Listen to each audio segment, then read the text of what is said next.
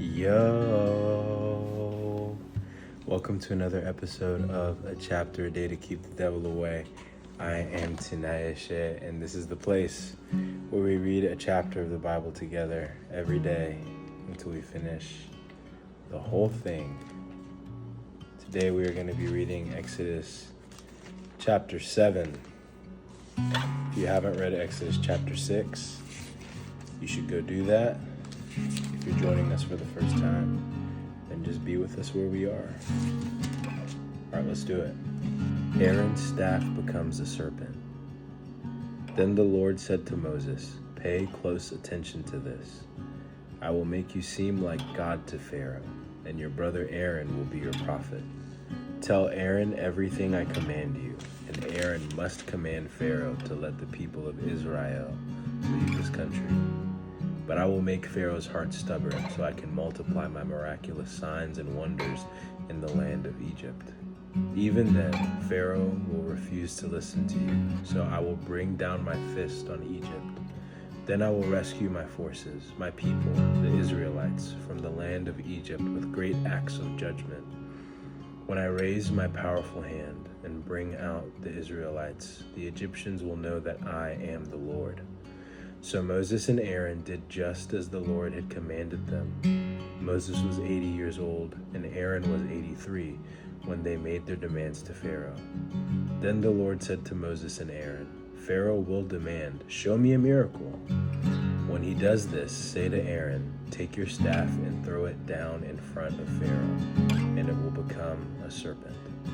So Moses and Aaron went to Pharaoh and did what the Lord had commanded them. Aaron threw down his staff before Pharaoh and his officials, and it became a serpent. Then Pharaoh called in his own wise men and sorcerers, and these Egyptian magicians did the same thing with their magic. They threw down their staffs, which also became serpents. But then Aaron's staff swallowed up their staffs. Pharaoh's heart, however, remained hard. He still refused to listen, just as the Lord had predicted. A plague of blood. Then the Lord said to Moses, "Pharaoh's heart is stubborn, and he still refuses to let the people go. So go to Pharaoh in the morning as he goes down to the river. Stand on the bank of the Nile and meet him there. Be sure to take along the staff that turned into a snake. Then announce to him, 'The Lord, the God of the Hebrews, has sent me to tell you, let my people go, so they can worship me in the wilderness. Until now, you have refused to listen to him. So this is what the Lord says. I will show you that I am the Lord. Look, I will strike the water of the Nile with this staff in my hand, and the river will turn to blood. The fish in it will die, and the river will stink. The Egyptians will not be able to drink any water from the Nile.' Then the Lord said to Moses, 'Tell Aaron, take your staff and raise your hand over the waters of Egypt, all its rivers, canals, ponds, and all the reservoirs. Turn all the water to blood.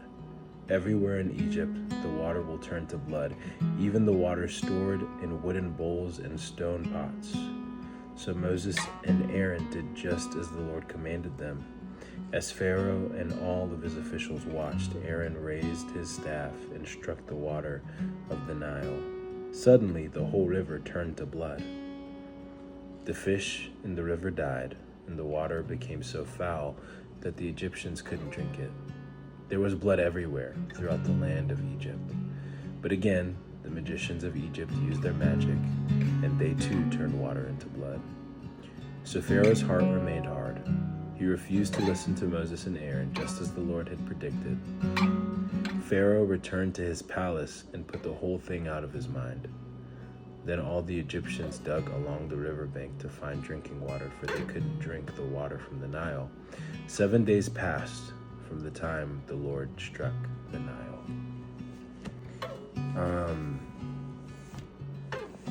Thoughts are, I just drove 7 hours and I'm cooked. God hardening Pharaoh's heart, and I guess the overlap between God's involvement in his activity. Like, the more active an agent God is in all of this, the harder it is for me to accept and receive. The more passive an agent God is in all of it, as it pertains to Pharaoh's heart hardening, I think it's easier for me to receive. Like, if my heart is hardening, I don't want to imagine that my heart is hardening and God is doing the hardening. And at the same time, is there anything that happens that God isn't permitting to happen? Like, this all exists because of him, and he's holding it all together, and he gives us free will, and he allows us to go down these paths. He allows us to have our heart hardened, but he specifically says, I will harden his heart, which feels different than just a general callousness. It feels like God is, I don't know, his omniscience, his all-knowing nature, his omnipotence, his all-powerful nature, his sovereignty, and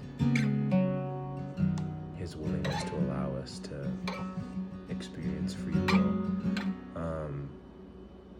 It's just a cause for mystery and wonder, I guess. If you want to take a crack at answering why that's a thing in the Bible and how it makes sense, go ahead. I'm just going to sit in the mystery and say, I don't fully understand where the through line is between Pharaoh's choices and God's nudging in the direction of a hardened heart. I don't know. I don't know if God's hardening of his heart is God's judgment on Pharaoh, or I'm not sure. It's just a lot of questions, and I'm fading away. So that's all I got. Questions are good. Make sure that you're in a safe place where your questions can be received. And a quick answer doesn't mean that it's right. Sometimes it just means it's quick. And so sit in the mystery, and sometimes the people that say, I don't know, are the people who are best to be trusted. All right, I love you.